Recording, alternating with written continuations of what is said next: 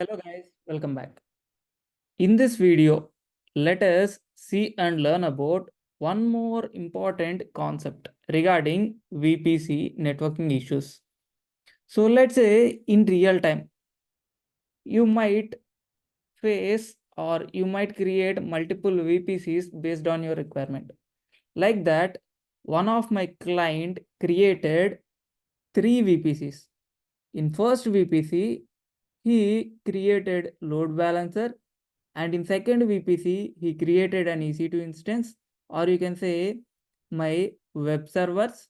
And in third VPC, he created this database instance, that is RDS.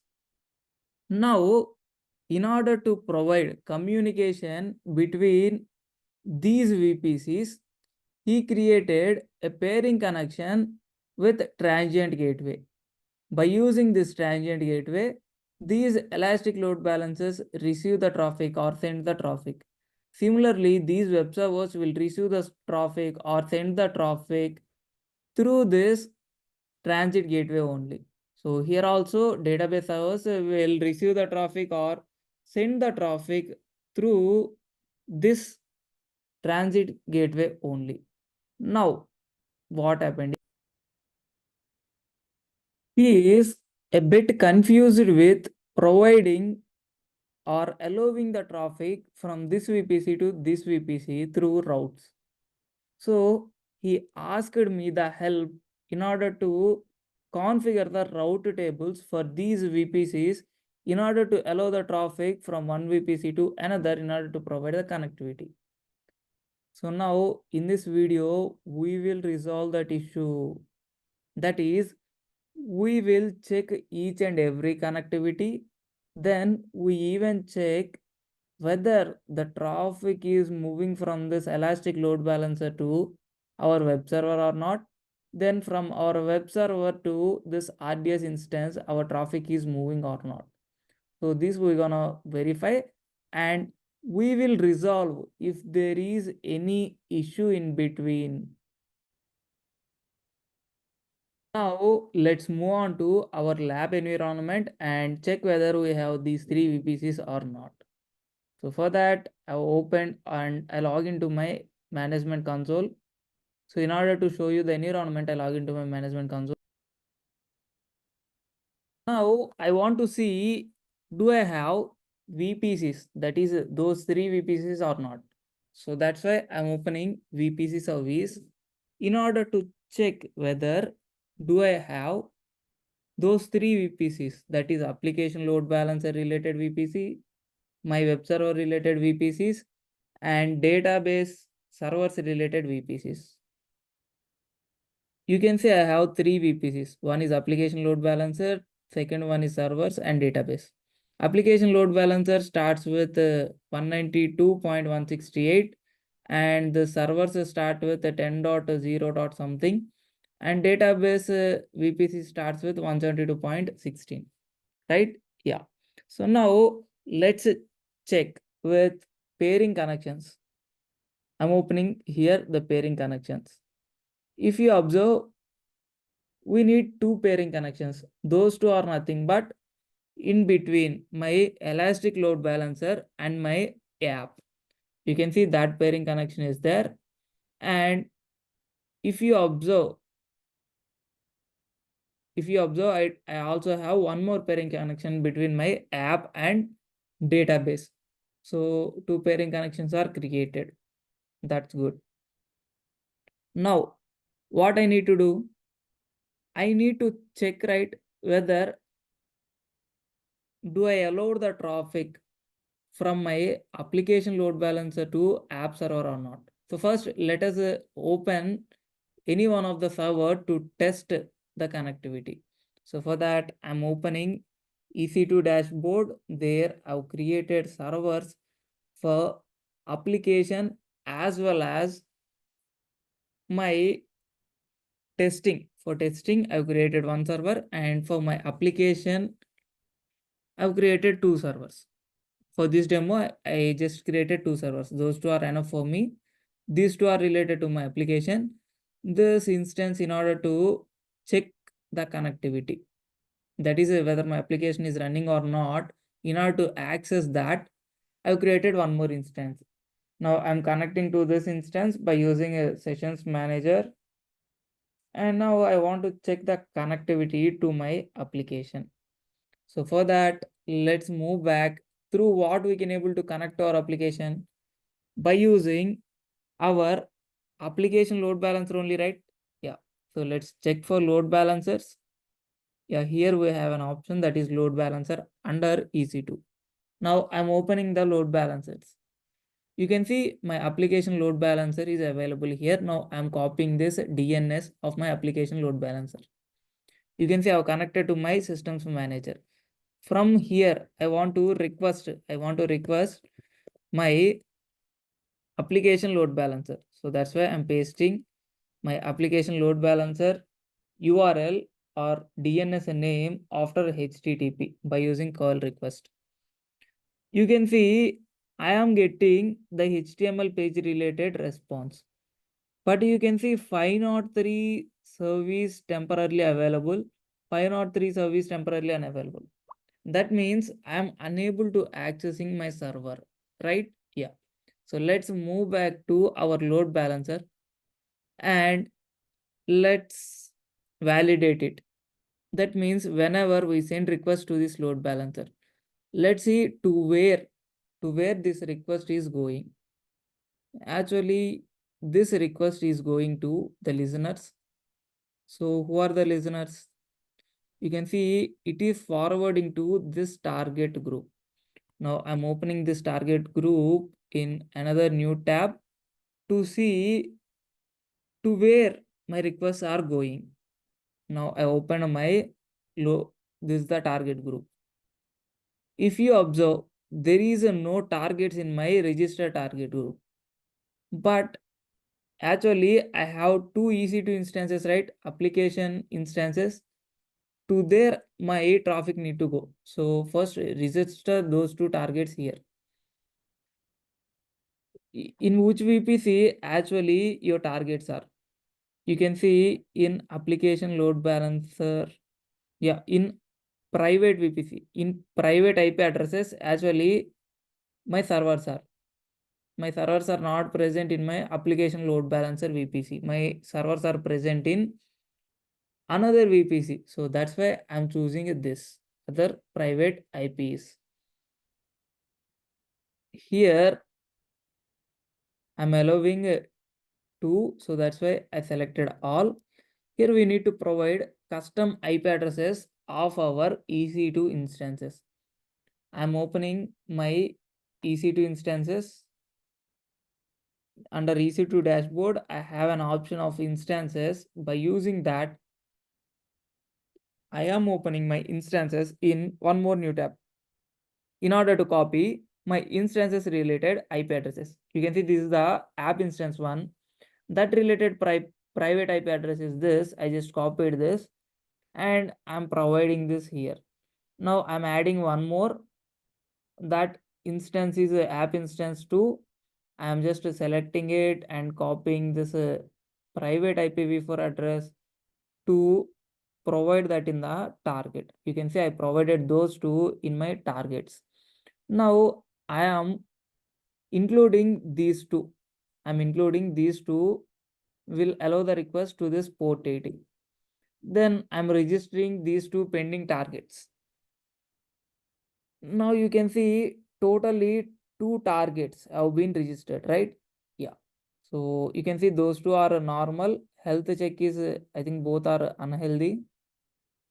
If both are unhealthy, then obviously our request won't be routed to any one of the server. Now you can see after adding two targets, you got a message that is two targets registered successfully for this target group. Now if you see the health, so one is healthy and another is unhealthy. So forget about another one. So whenever you send the request to your application load balancer, then that will route the traffic to this target group, and that target group contains these two instances. So you get the traffic to this instance, right? Yeah. So now I'm again providing that curl request to see what response do I got. I think it is taking a bit more time right now other than previously. So let's wait for a second. Now you can observe we got some response. So even you can try it with opening in a new tab. You can see I opened a new tab. Here I'm pasting that application load balancer related DNS address. So in order to see the response, I want to paste it here. I just pasted and clicked on enter. Previously, I'm not getting any response. Now let us see, since this is a HTTP type request, let's provide that as well. Let's wait and see what do we got as a response. Now you can observe database connectivity, error with connecting with the database. We are working to resolve the issue. You can see we are unable to connect to our database. That means we are successfully connecting from our elastic load balancer to our servers right now. After providing my target group EC2 instances, now we can able to connect to our servers by using this application load balancer. But we are unable to connect between our application web server, our web server and our database server. Now let's verify the connection between our web server as well as these database servers. I've told you this RDS is we are using as a database. Now let's open those two related route tables in order to verify whether in between them do we have any allowed traffic or not. I am opening the route table in another new tab. In this route table, I've created route tables for my application load balancer VPC. You can see these are application load balancer VPCs, and these all are app VPCs, that is app server VPCs. These all are my these all are related to my database VPC related route tables. Now what I'm expecting, I want to provide communication between my app server as well as database server. If you want to provide communication between your app server and your database server, what you need? So from here to here, request need to be routed, right? Yeah. So how the request is routed? Through this pairing connection, the request is routed to here. So we need to check whether our database server is allowing the traffic from our web server, right? Yeah. So let's open our web server related VPC. So where is our web server related VPC? So here you can see this is our web server or application server related VPC. Its IP address is this. Now, if we send the request from here to this database server, so first it need to allow the traffic, right? Yeah. So let's move on to the route tables of our database server and validate whether this database server route tables are allowing traffic from our application server VPC or not. So 10 dot something is not there. So that's why I want to allow the traffic by just clicking on adding routes after editing. You can see I want to allow the traffic through this. Through what? Through this pairing connection. This pairing connection is in between my application and database server. So I want to select that pairing connection. Yeah, this is application and database server related pairing connection I'm allowing. So now you can see I just updated one route in this VPC database server. In this, I am allowing the traffic from our app related servers. Now, if you open another, now you can even see the routes to validate it. Yeah, we have allowed the traffic from web server or application server VPC to this subnet, database private subnet. I want to allow to all subnets, to all my database server related VPC subnets. I want to allow the traffic coming from my app server. So that's why I'm editing all the routes of the route tables and allowing the traffic coming from our web server VPC through the pairing connection.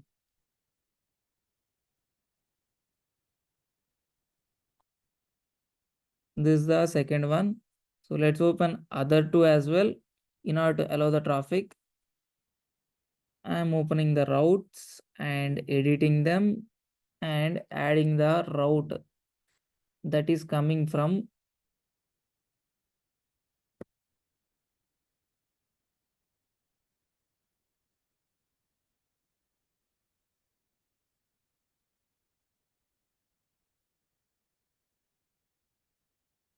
here. You need to observe one thing.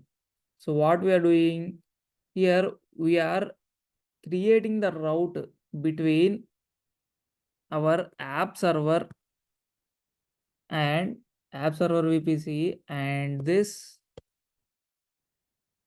database VPC, right? Yeah. So if you observe, we are adding a route to where, to this, to this. This is nothing but our app server VPC. I'm just providing that here. Yeah. So this is the app server related VPC address. Now what we did, we opened all the route tables present in this database VPC. Then what we did, we just allowed the traffic to move from our database VPC to this app server VPC. Similarly, we need to allow or we need to create a route, right, in order to move the traffic from here to here. Yeah. So that's why I'm opening this VPC as well. This VPC related routes, that is my app server related VPC routes. You can see I have my app server related VPC routes. Totally four subnets are there. 4 subnets related route tables are there. I'm selecting each and every route table and I want to provide a route. Now you can see, so to where we want to actually provide the route, from this application server to this database server. That is from here to where? To this 17.16 something is there.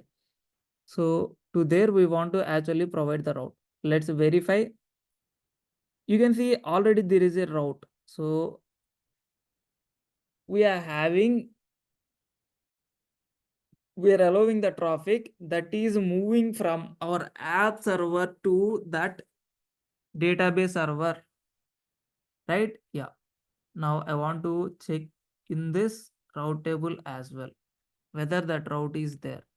You can see that route is not there. Now I'm adding that route here as well. You can see I added that.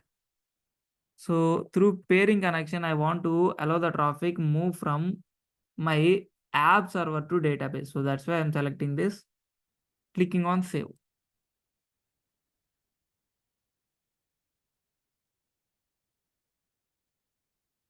Similarly, I want to create a route where through the pairing connection, that is from my app to VPC database, I need to provide the traffic. So this is the destination, that is nothing but my database server. I'm just saving this. These are app server based route tables. You can see here also the route got updated. Now I'm opening this. Here also I want to provide a route in order to move the traffic to my destination, that is my database server. So that's what I'm providing here. And here through what? Through peering connection.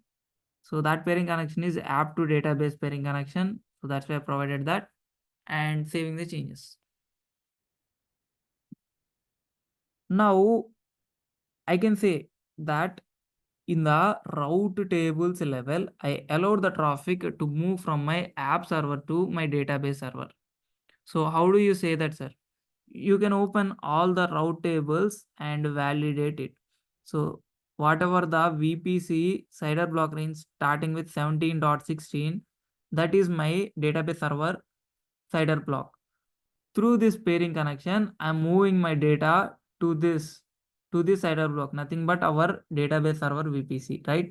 Yeah. So this is one of the app server related subnet. So if my servers are present in this subnet, then I also need to provide traffic to move from here to my database, right? Yeah. So from here to through this pairing connection to this database VPC, the traffic is allowed in my route table. Now let's see one more. So here also I provided the route from whatever the servers which are present in my app server related VPC in this subnet that are even allowed to route the traffic through this pairing connection to this VPC database connection, VPC database VPC. So this is one more route table of my app server VPC. Here also allowed the traffic move through this pairing connection to this VPC, that is a database VPC. Now, in order to receive the request that is coming, or you can say the response. So from here to here, that is from our app server VPC to database server VPC, the traffic we are allowed to move through the route table routes. Now this RDS will respond, right? Respond and provide the response back. Then from here to here, I need to provide the traffic allowance, right? Yeah.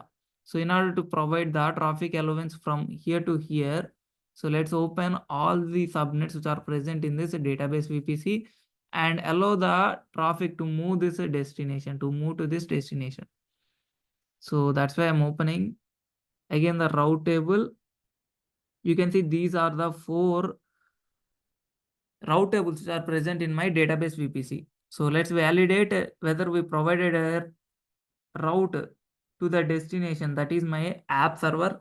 So in the first subnet route table, we allowed the traffic to move to this, that is this is the CIDR block address of my app server VPC. Through what target we are allowing the traffic? Through the pairing connection. So let's open and see whether in all route tables that route is present. Yeah, here in this also the route is present. Now let's open other 2 route tables. Yeah, here also the route is present. Now let's open the last one. Here also the route is present. So we are allowing the traffic that is a move from our database to our app server as well. Since it sends the response, right? Yeah. So now let's open our website and refresh it again. You can say I'm refreshing this website again to see whether do I got the response to here or not. So let's wait a minute. Since we just updated the configurations, I think I have a small network issue. So that's why it is taking some bit moment of time to load.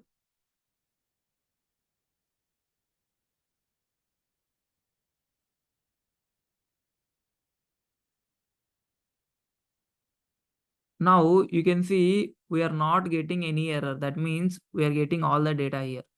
In this add spaceship, I want to add a spaceship name like spaceship 1, let's say, and it is origin from Earth. Let's say it is moving to Mars, and I'm submitting the form so that this spaceship got added into my database.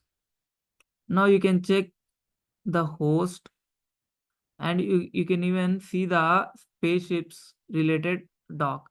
You can see this is the spaceship that we just created. Let's say I want to add some more spaceships, then you can able to add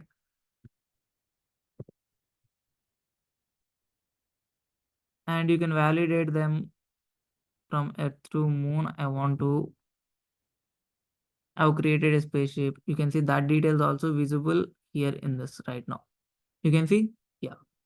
So our app is working right now. So what we did in this lab, we resolved a VPC network issue. That is, we validated whatever the VPCs that we have, and we validated elastic load balancer, and we verified do we have connectivity between our elastic load balancer VPC as well as my app server VPC. So there we observed we do not have the target groups previously. So what we did, we attached the target groups here.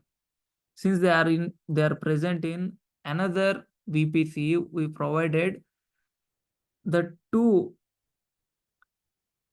servers to this target group by using the IP addresses.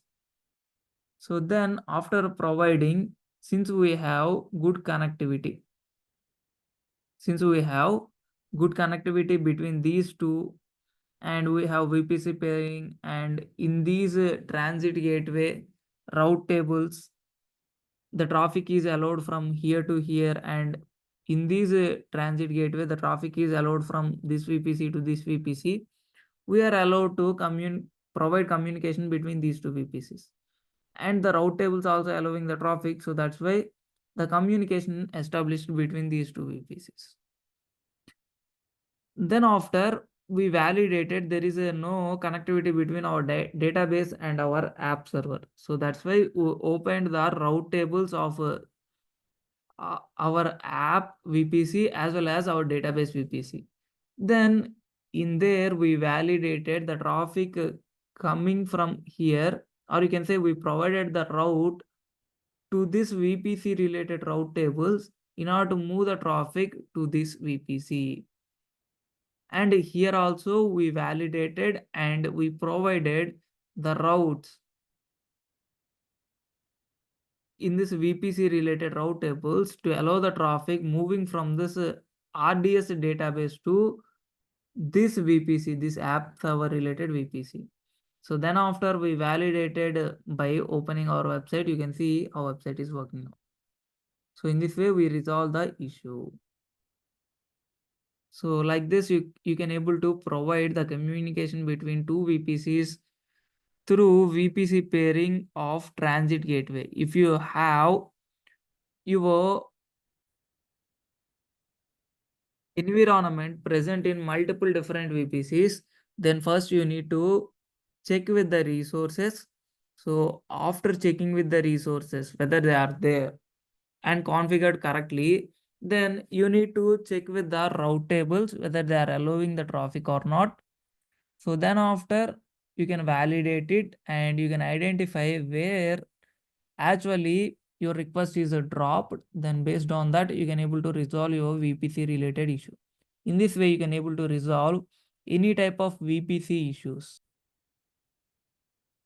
I hope you understood this VPC related issue resolution at subnet level and resource level.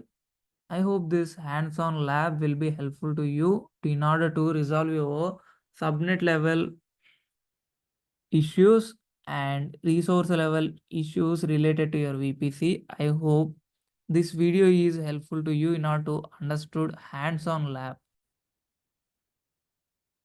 related to resolving the issues at VPC level. So I hope this video is useful. If you feel this video is useful, then please like, share, subscribe, and hit the bell icon to get the latest updates. Thanks for watching again. See you back in the next video with another interesting topic. Until then, bye bye guys. Thanks for watching again.